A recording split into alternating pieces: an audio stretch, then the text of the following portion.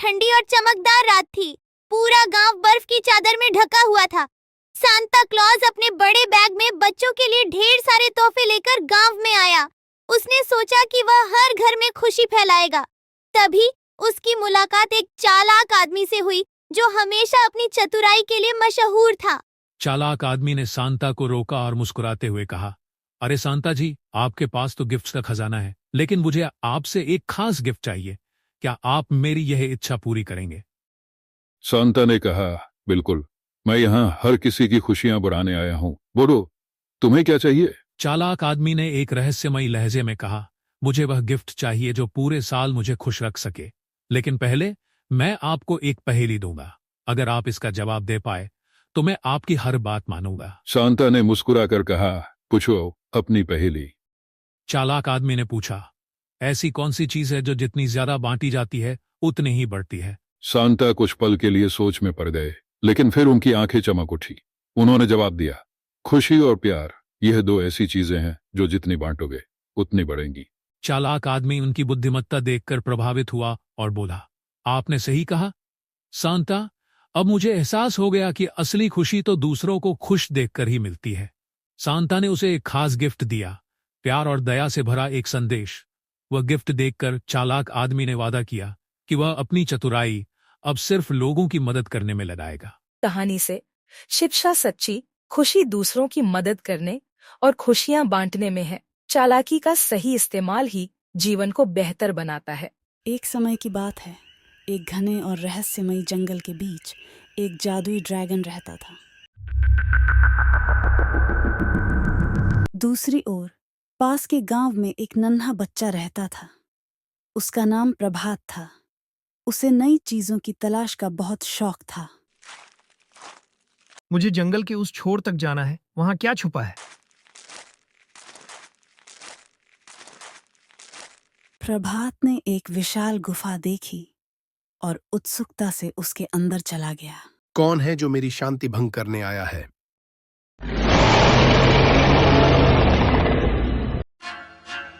मैं प्रभात हूं। मैं जंगल को देखना चाहता था। तुम जैसे मासूम इंसान को डराने में कोई मजा नहीं। तुम मेरे दोस्त बनोगे? ड्रैगन और प्रभात के बीच एक अनोखी दोस्ती की शुरुआत हुई।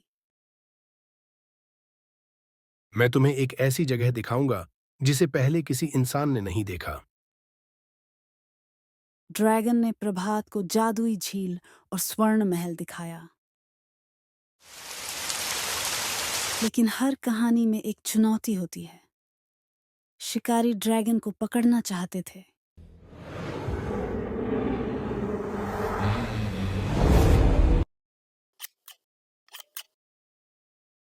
तुम ड्रैगन को नुकसान नहीं पहुंचा सकते।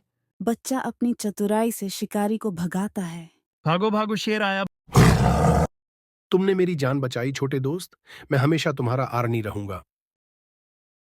कभी-कभी दोस्ती हमें उन जगहों तक ले जाती है जहां हम सपने में भी नहीं पहुंच सकते। मूर्ख गधा और चालाक सियार।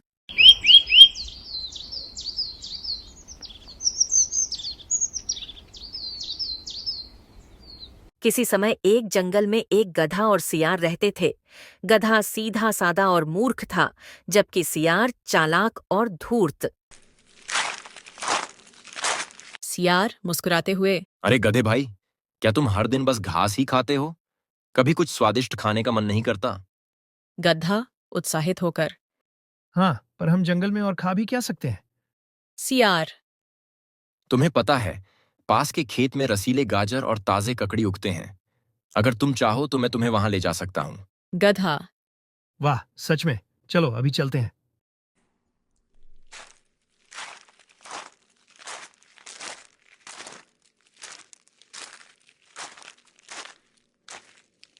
सियार धीरे से, गधा भाई, धीरे धीरे खाओ, आवाज मत करना। किसान आ गया तो हम फंस जाएंगे। गधा मुंह भरे हुए, वाह, कितना स्वादिष्ट है। मैं गाकर अपनी खुशी जाहिर करना चाहता हूँ। सियार डरते हुए, अरे मूर्ख, गाना मत गाना, किसान सुन लेगा। गधा, नहीं, मैं गाऊंगा।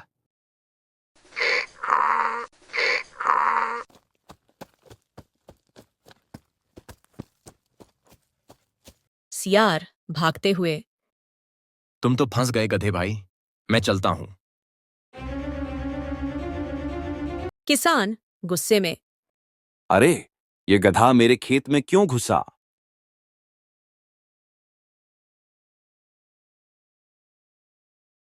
गधा डरते हुए। मैं तो बस गाना गा रहा था।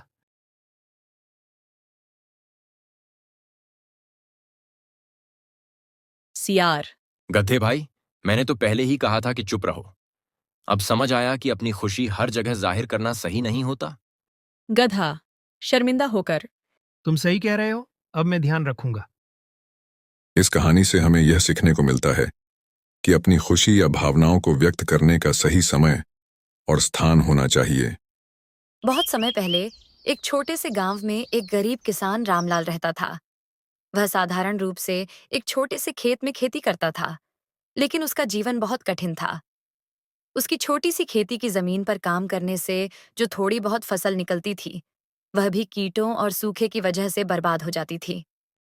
रामलाल का एक सपना था कि वह एक दिन अपने परिवार को अच्छे से पाल सके और किसी दिन गरीबी से बाहर निकल सके, लेकिन उसके पास कोई रास्ता नहीं था। रामलाल अपनी बूढ़ी दादी के साथ रहता था। उसकी दादी का नाम सुंदरी था, जो बहुत समझदार और दयालु महिला थीं। दादी के साथ बिताए समय ने रामलाल को एक मजबूत इंसान बनाया था। दादी हमेशा उसे जीवन के अच्छे मूल्यों को सिखाती थीं। बेटा, मेहनत से कभी डरना मत। वह हमेशा कहती, अगर तुम सही राह पर चलते हो तो भगवान भी तुम्हारी मदद करते हैं। रामलाल अपनी दादी के शब्दों को दिल से मानता था, लेकिन वह जानता था कि जीवन में कभी कभी किस्मत भी मायने रखती है। रामलाल का जीवन हर दिन संघर्ष में बदल चुका था। उसकी छोटी सी जमीन पर कोई भी फसल ठीक से नहीं उगती थी और वह हमेशा कर्ज में डूबा रहता था। उसकी दादी के पास थोड़ा बहुत अनाज था, जिसे वह दोनों मिलकर खाते थे, लेकिन अधिकतर समय उन्हें अपनी भूख को शांत करने के लिए मुश्किल से ही खाना मिलता था। एक दिन रामलाल अपनी दादी से कहता है, दादी, मुझे लगता है कि मुझे अब कुछ और करना चाहिए। यह खेत हमें कभी भी सही फसल नहीं देगा। दादी ने उसे ढांढस बंधाते हुए कहा, बेटा, घबराओ मत। मेहनत कभी बेकार नहीं जाती। तुम मेहनत करो, भगवान तुम्हारी मदद करेंगे। लेकिन रामलाल के मन में गहरी निराशा थी। वह सोचता था कि अगर उसका भाग्य न बदले तो वह कभी भी खुशहाल जीवन नहीं जी पाएगा। एक दिन रामलाल सोचता है कि क्यों न जंगल में जाकर लकड़ी काटने का काम किया जाए। वह कुल्हाड़ी लेकर जंगल की ओर चल पड़ा। घना जंगल, पक्षियों की चहचहाहट और ठंडी हवा ने उसे शांति दी, लेकिन वह फिर भी इस सोच में डूबा था कि उसकी मेहनत कभी रंग क्यों नहीं लाती। वह जंगल में लकड़ी काटते हुए एक पुराने पेड़ के नीचे बैठ गया। अचानक रामलाल कहता है, झाड़ियों में क्या छिपा है जो हिल रही है? मैं जाकर देखता हूं क्या है। उसकी नजर झाड़ियों के बीच कुछ चमकते हुए पंखों पर पड़ी। वह चौंका और धीरे धीरे झाड़ियों को हटाया। वहां एक अजीब सी मुर्गी बैठी थी, जिसके पंख सुनहरे थे और उसका शरीर भी चमक रहा था। रामलाल ने उसे गौर से देखा और समझ नहीं पाया कि यह कैसी मुर्गी है। अरे, ये कैसे मुर्गी है जो इतना चमक रही है? उसने उसे बड़े प्यार से उठाया और घर ले आया। दादी, देखो यह क्या है। उसने मुर्गी को अपनी दादी के सामने रखा। बेटा, यह साधारण मुर्गी नहीं हो सकती। ध्यान रखना, इसका कोई विशेष महत्व हो सकता है।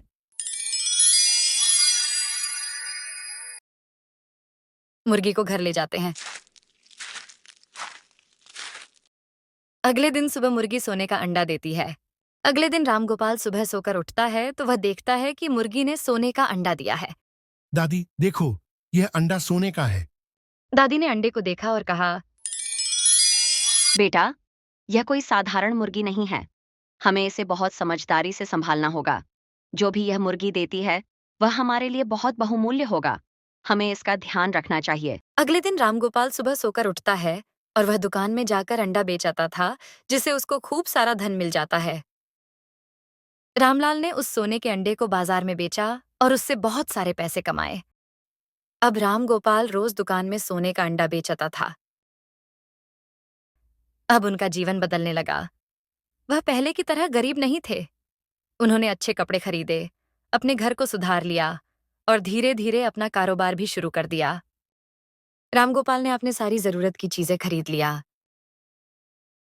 समय के साथ रामलाल और उसकी दादी की जिंदगी में सुख और समृद्धि आ गई। लेकिन जैसे जैसे उनकी संपत्ति बढ़ी, रामलाल के मन में लालच भी बढ़ने लगा। वह सोचता, अगर यह मुर्गी हर दिन एक सोने का अंडा देती है तो इसका पेट जरूर सोने से भरा होगा। अगर मैं इसे मार डालूं तो मुझे सारा सोना एक साथ मिल जाएगा। मैं और मेरी दादी अब कभी गरीब नहीं रहेंगे। रामलाल ने अपनी दादी से अपनी योजना बताई। दादी घबराई हुई बोली, बेटा, तुम्हें ऐसा नहीं करना चाहिए। तुम्हें कभी भी लालच नहीं करना चाहिए। लालच इंसान को बर्बाद कर देता है। ये मुर्गी हमें जो देती है वही हमें स्वीकार करना चाहिए। हमें संतोष करना चाहिए। लेकिन रामलाल ने दादी की सलाह की अनदेखी की। वह रात के अंधेरे में चाकू लेकर मुर्गी के पास गया और उसका पेट फाड़ दिया। जब रामलाल ने मुर्गी का पेट काटा तो अंदर कुछ भी नहीं था। न तो सोना था, न ही कोई खजाना। रामलाल की आंखों में आंसू थे। उसने मुर्गी को मारकर अपना सारा सुख खो दिया था। वह पछताया और समझ गया कि लालच ने उसे बर्बाद कर दिया। रामलाल ने कहा, दादी, मैंने जो किया वह गलत था। मुझे तुम्हारी बात सुननी चाहिए थी। अब हमारी खुशियां हमेशा के लिए चली गईं। दादी ने उसे गले से लगा लिया और कहा, बेटा, अब पछताना कुछ नहीं हो सकता। लेकिन तुमसे यही सीखा है कि लालच कभी किसी का भला नहीं करता। संतोष और ईमानदारी से जीवन जीने में सच्ची खुशी है। रामलाल ने दादी से कहा, हमारे पास एक दूसरे का प्यार और ईमानदारी है और यही सबसे बड़ी संपत्ति है। इस कहानी से हमें यह सीखने को मिलता है कि संतोष ही सबसे बड़ा धन है। लालच हमेशा बुरे परिणाम लाता है, जबकि संतोष और मेहनत से जीवन में स्थिरता और सच्ची खुशी मिलती है। जो कुछ हमारे पास है उसी में खुश रहना चाहिए।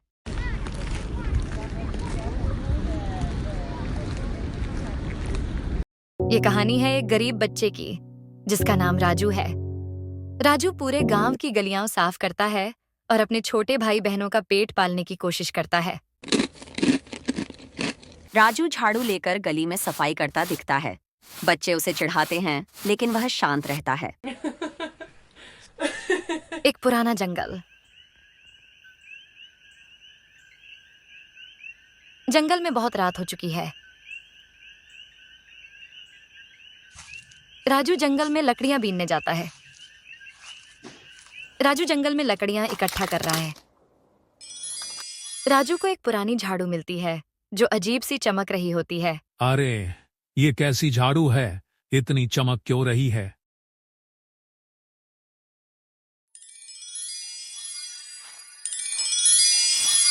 झाड़ू फटाफट सफाई कर रही है। अब राजू खुशी खुशी अपने घर जा रहा है। सभी लोग आश्चर्य से राजू के झाड़ू को देख रहे। गांव वाले, अरे, ये क्या हो रहा है? ये झाड़ू खुद चल रही है।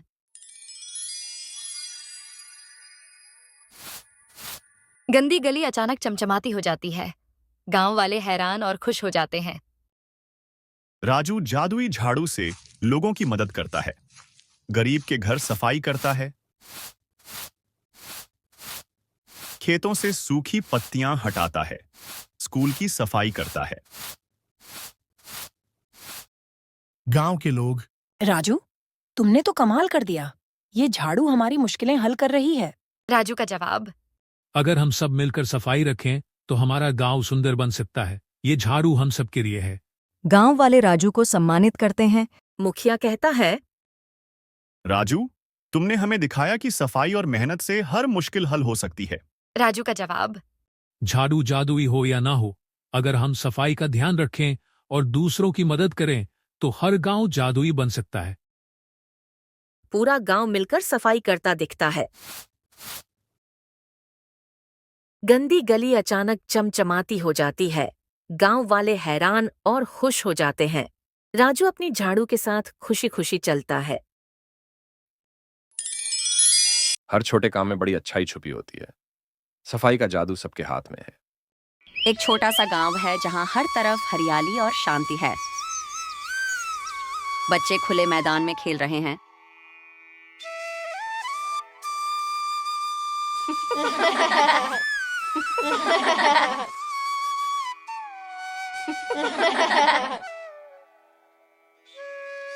सूरज ढल रहा है। आर्यन और माया दौड़ते हुए अपनी दादी के पास आते हैं, जो आंगन पर बैठी हैं।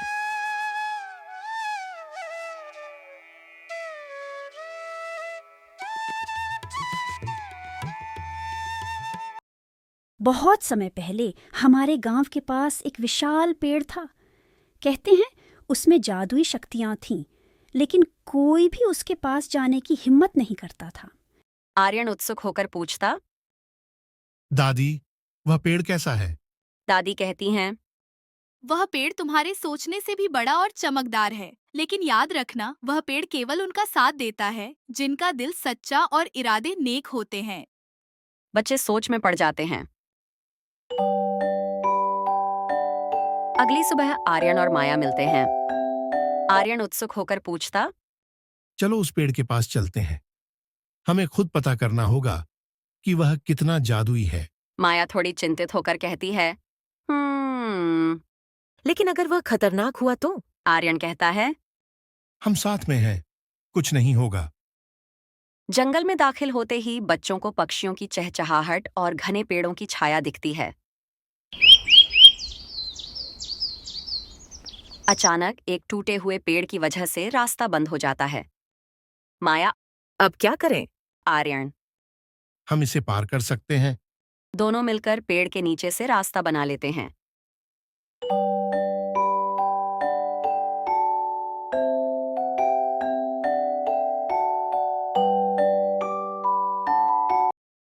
जंगल में उन्हें एक छोटी नदी भी पार करनी पड़ती है।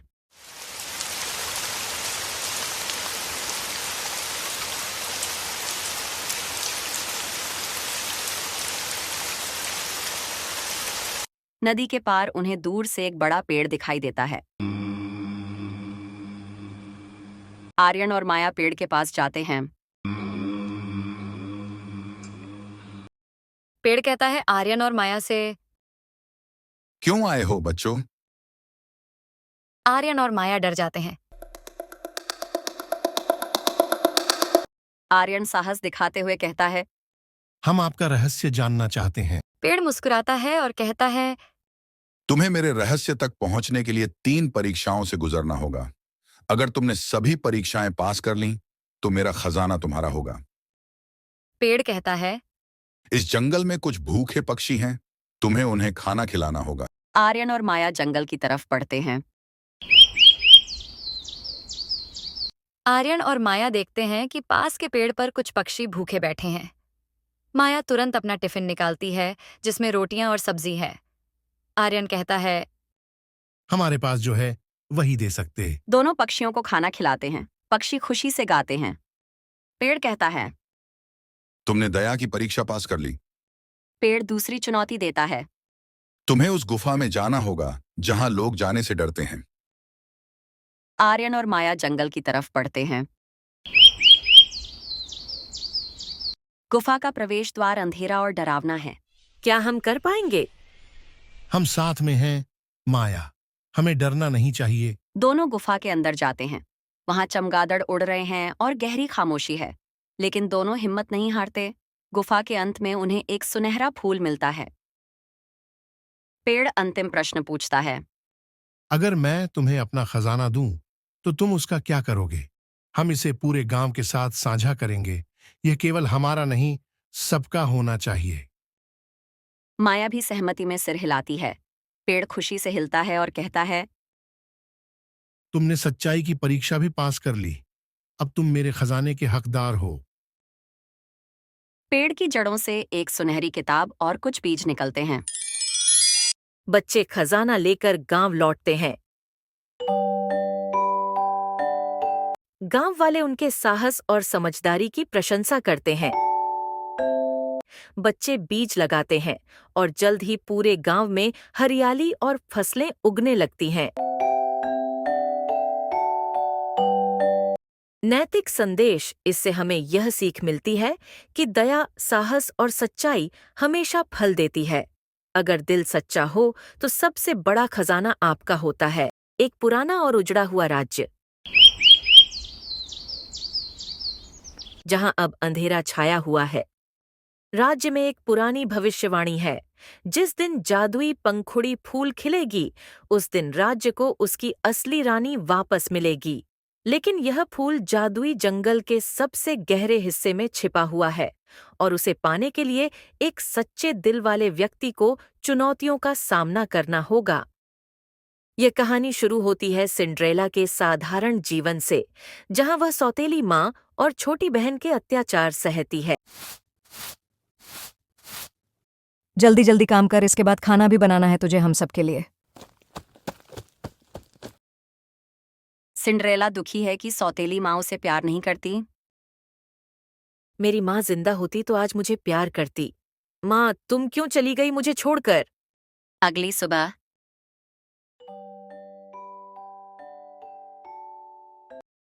एक दिन सिंड्रेला को उसके पिता का पुराना बक्सा मिलता है। बक्से में उसे एक जादुई हार मिलता है जिसमें जंगल के फूल और भविष्यवाणी के बारे में लिखा होता है। भविष्यवाणी कहती है, अगर तुम सच्चे दिल से कोशिश करोगी तो राज्य का खोया हुआ भाग्य तुम्हें ही मिलेगा। यह जानकर सिंड्रेला का आत्मविश्वास बढ़ता है।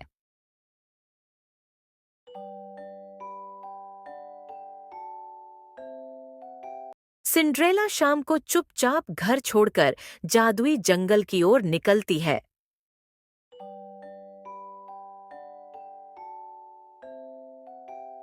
जंगल में वह पहली बार जादुई जानवरों और रहस्यमयी चीजों का सामना करती है। सिंड्रेला बहुत डरी हुई रहती है। सिंड्रेला नदी पार करती है। सिंड्रेला सुनसान जंगल की तरफ निकल रही है।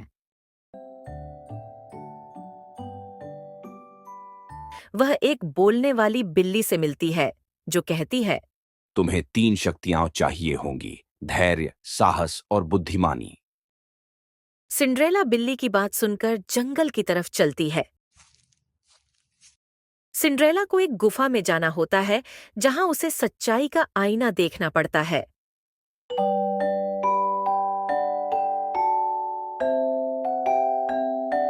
आईना उसे दिखाता है उसकी कमजोरियां, उसका डर। सिंड्रेला साहस दिखाती है और स्वीकार करती है कि वह इन कमजोरियों को पार कर सकती है। आईना उसे जादुई पंख देता है जिससे वह अगले स्तर पर जा सकती है। सिंड्रेला सुनसान जंगल की तरफ निकल रही है। सिंड्रेला को एक जादुई जंगल पार करना पड़ता है जहां चारों ओर चमकते हीरे, सोने और लालच भरी चीजें रखी होती हैं। उसे इन चीजों से बचकर सच्चा रास्ता खोजना होता है। सौतेली बहनें जादुई शक्तियों से उसे रोकने की कोशिश करती हैं। सिंड्रेला अपनी बुद्धिमानी से सही रास्ता खोजती है। सिंड्रेला को एक गहरी खाई पार करनी होती है जिसमें कोई पुल नहीं है। उसे जादुई पंख का उपयोग करके कूदना होता है, लेकिन उसे खुद पर विश्वास करना जरूरी है। जैसे ही वह छलांग लगाती है, पंख उसे बचा लेते हैं।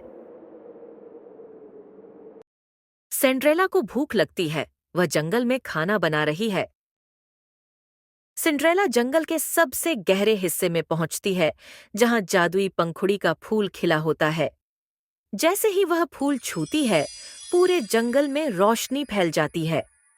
उसे एक जादुई संदेश मिलता है, अब तुम अपनी किस्मत की रानी हो। सिंड्रेला गांव लौटती है और भविष्यवाणी के अनुसार राज्य की रानी बनती है।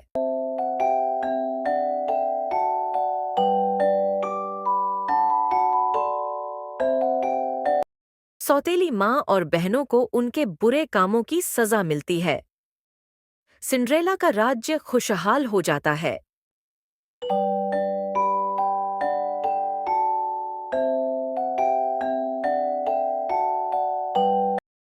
बुराई का अंत निश्चित है।